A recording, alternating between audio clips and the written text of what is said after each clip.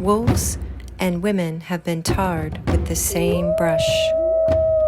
They're supposed to be cunning and treacherous and untrustworthy. But the aspect of the wolf that the wild woman relies on is the idea of freedom, the idea of being unspoiled and having rhythms that are uninterrupted by overdoses of the intellect. So, bone by bone and hair by hair, through night dreams, through events half understood and half remembered, the wild woman comes back.